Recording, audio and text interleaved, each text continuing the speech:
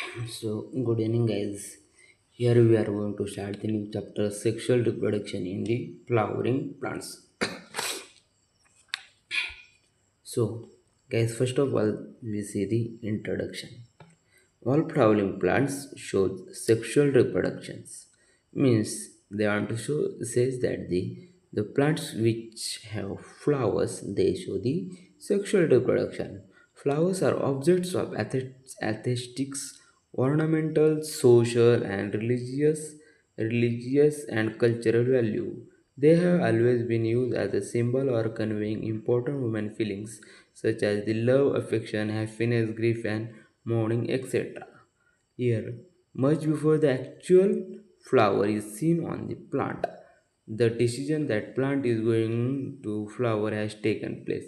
Several hormonal and structural changes that take place, differentiate and develop the floral primordium, which form the inflorescence, bear floral buds, and then the flowers. Here they want to say that the how the flowers forms. Now, guys, here downside we can see the pre-fertilization and structural events. Here we can see the stamen, microsporangia, and the pollen grains. Means stamens with the male reproductive organs. Here we can see the androecium. Androecium consists of wall of stamens.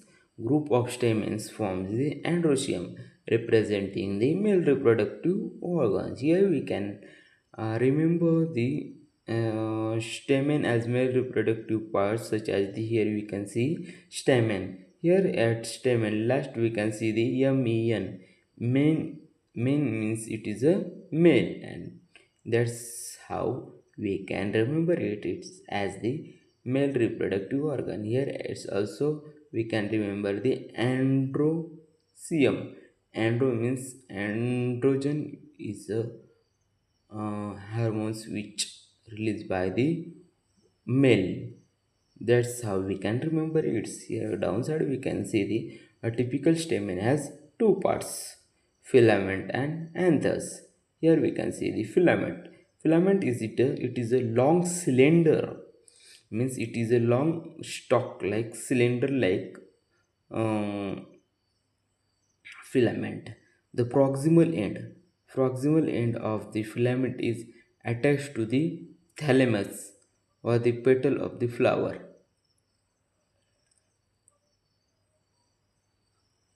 The length and the stamens are variable in flowers and of different species. Now here downside we can see the anther. The anther is the terminal bilobe structures is the anther. Each lobe having two theca, means it is a diathecous. Often a longitudinal cones runs lengthwise separating the theca. The anther is a four-sided tetragonal structure consisting of four microsphorangia located at the corner in each lobe. The microsphorangia further and become pollen sacs, means microsporidia form the pollen sac. They extend longitudinally all through the length of an anther and are packed with the pollen grains. So here we have completed the part stamen. So guys, here we can see the structures of the microsporangium. So it is a transverse sections of young anthers. Here, in a transverse section of a typical microsporangium appears near circular. It is generally surrounded by four wall layers. Means this transverse section of a young anther, it is generally surrounded by the four layers. First is the epidermis, means it is the outer layer. Endothecium, means it is a uh, inner layer. Then it is a middle layer which is present in the middle side, and tapetum which it is a inner side of the middle layers, and this we can see the sporogenous tissues is present inside the teftum. So guys, here we can see the function of the first layers.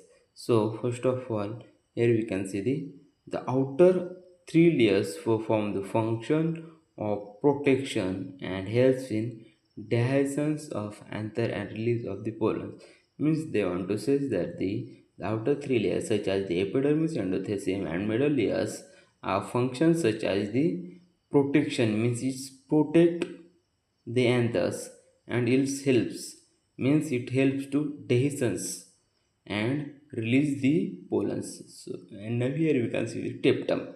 Teptum is the innermost wall layers nourishes the developing pollen grains, means the pollen grains which are present inside, which is nourished by the teptum.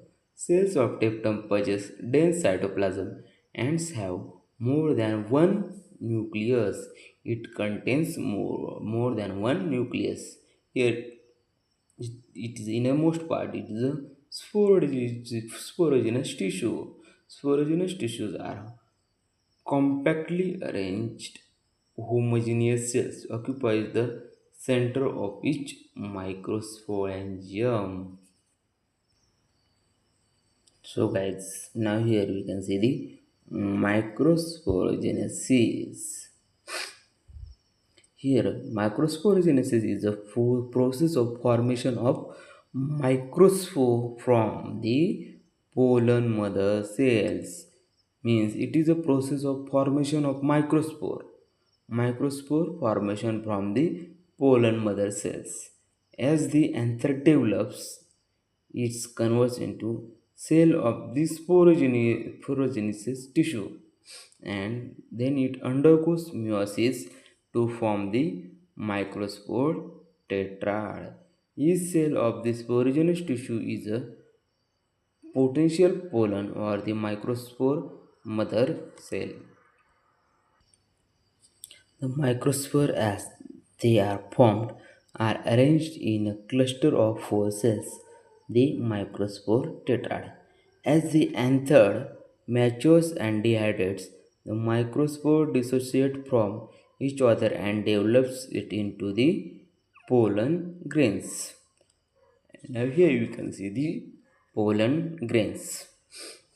Pollen grain represent the male gametophytes, a variety of architectures, sizes, shapes, color, designs are seen on the pollen grain from different species. Means they want to say that the different species of the pollen grains have the different architects such as the sizes, shapes, color, designs. Okay, it has prominent two layers wall such as exine and intine. Exine, here we can see the exine. Exine is the outermost hard layer, and it is made up of sporopollenin and has germ spores where the sporopollenin is absent. Exine parts have the germ spore where the sporopollenin is absent. And now here we can see the innermost layer, that is the intine. Intine is the inner wall layer, thin with continuous layers made up of, means exine is made up of cellulose and pectins. So here we can see the two types of cells in the two cell stage. That one is the vegetative cell and the generative cell. Vegetative cell is the weaker and has abundant food reserve and large irregular safe nucleus. Means how we can remember vegetative cell, it is as bigger. Here we can see the upper parts is the weak. That's how we can remember that the vegetative cell is the bigger and has stores food reserve, food irregularly safe and nucleus. Downside, here we can see the generative cell. Generative cells are the small floats in the cytoplasm of vegetative cell, spindle shaped with the dense cytoplasm, nucleus. This is the two cell stage, and there is one another type of cell, that is the three cell stage, which formed by the generative. This generative cells is forms into the two male gametes, is known as the three cell stage. So guys, here we can see the what is sporopollenin. Here we can see the exine is outermost hard layer that is made up of sporopollenin. That's that's what here we are going to see the what does the sporopollenin means. Sporopollenin is one of the most resistant organic material known. Means it is one of the resistance organic material. It can withstand high temperature, strong acids and alkali. No enzymes that can degrade it is known. Pollen grains are well preserved as fossil due to it. Pollen grains are generally spherical, and the diameter of the pollen grain is the 25 to 50 micrometers. So guys, here we are going to continue in front of that.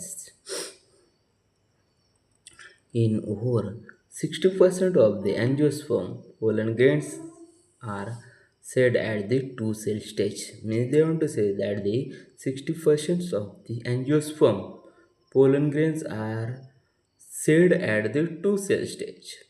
In the remaining species, generative cells divides mitotically to give two male gametes before pollen grains and are said at the three cell stage. Before I have said that the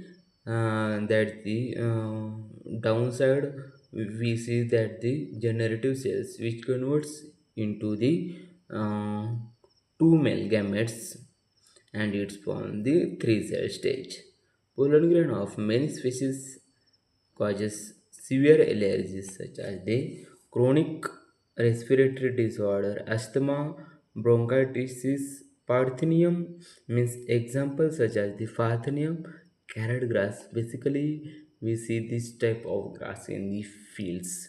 The student or farmer can know about this carrot grass. Here we came to India as the means how they want to say that the how carrot grass came in India as a contaminated with weeds. Means when there was no food in India, that times